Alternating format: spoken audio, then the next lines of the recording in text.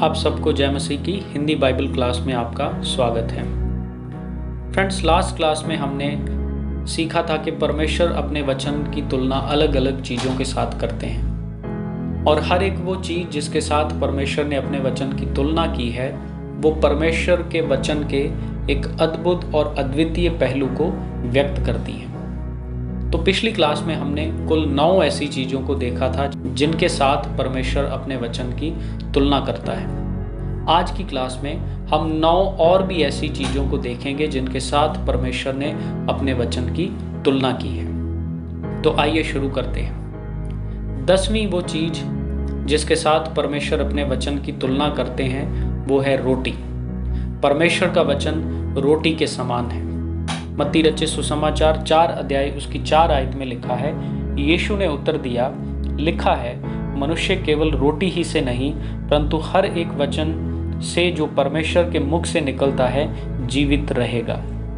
तो यहाँ पर हम देखते हैं प्रियो कि परमेश्वर के वचन की तुलना रोटी के साथ की गई है।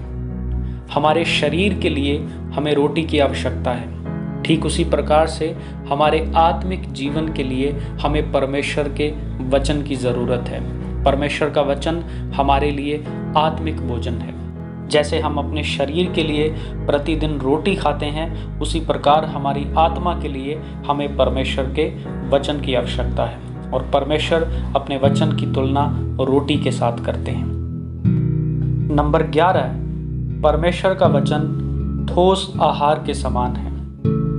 इब्रानियों की पत्री 5 अध्याय उसकी 13 और 14 आयत में इस प्रकार से लिखा है, क्योंकि दूध पीने वाले बच्चे को तो धर्म के वचन की पहचान नहीं होती क्योंकि वह बालक है, पर अन्न सयानों के लिए है जिनकी ज्ञानेंद्रियां अभ्यास करते करते भले बुरे में भेद करने में निपुण हो गई हैं।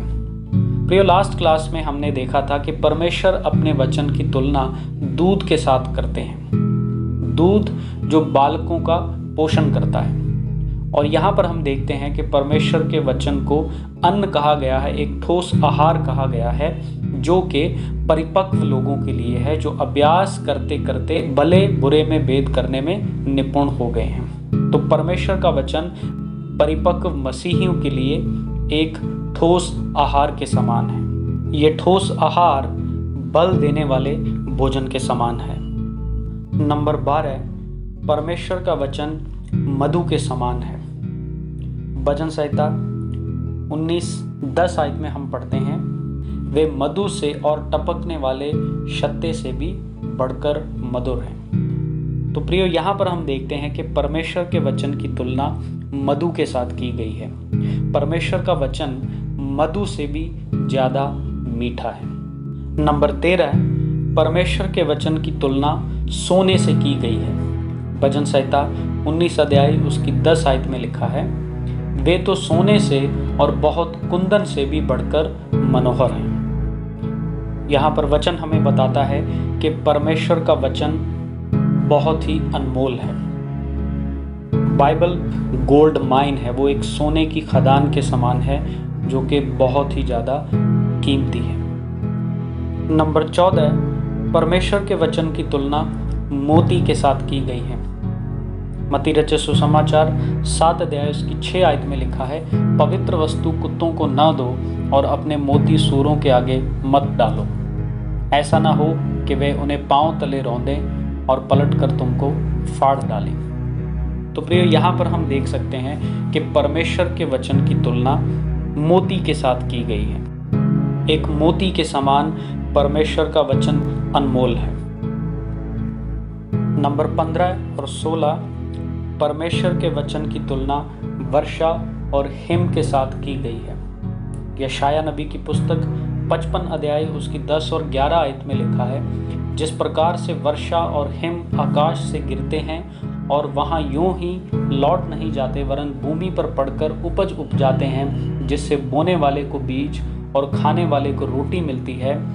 वचन 11, उसी प्रकार से मेरा वचन भी होगा जो मेरे मुख से निकलता है, वह व्यर्थ ठहर कर मेरे पास ना लौटेगा, परंतु जो मेरी इच्छा है उसे वह पूरा करेगा और जिस काम के लिए मैंने उसको भेजा है वह उसे सफल करेगा।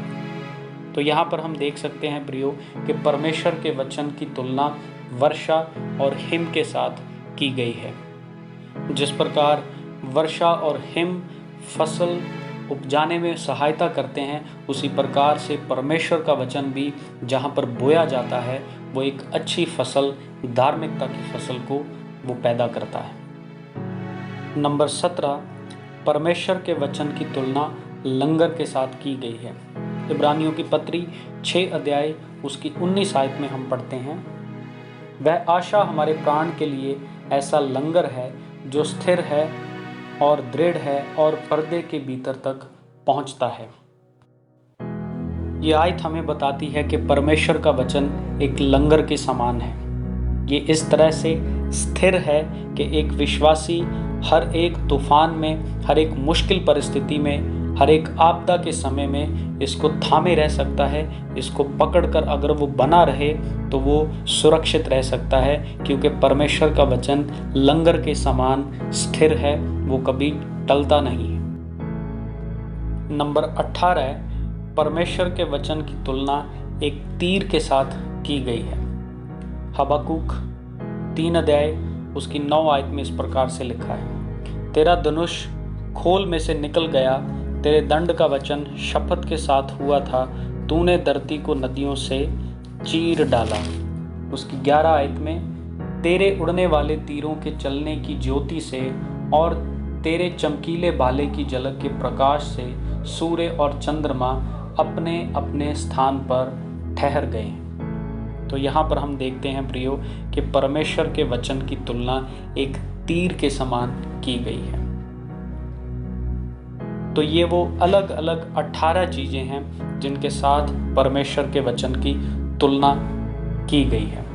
जैसा कि आज हमने देखा, परमेश्वर का वचन रोटी के समान है, परमेश्वर का वचन एक ठोस आहार है, परमेश्वर का वचन मधु से भी मीठा है, परमेश्वर का वचन सोने से भी ज़्यादा बहुमूल्य है, परमेश्वर का वचन मोती से भी ज़्यादा कीमती है, परमेश्वर का वचन वर्षा और हिम के समान है, परमेश्वर का वचन एक लंगर के समान है, परमेश्वर का वचन एक तीर के समान है। हर एक वो बात जिसके साथ परमेश्वर के वचन की तुलना की गई है, वो परमेश्वर के वचन के एक अद्भुत पहलू को दर्शाती है। तो मैं उम्मीद करता हूँ कि आज की इस क्लास के द्वारा आपने परमेश्वर के वचन के अलग अलग पहलुओं को जाना होगा, कुछ आपने नया सीखा होगा। इस क्लास के द्वारा परमेश्वर आप सबको आशीष दे। Thank you, God bless you.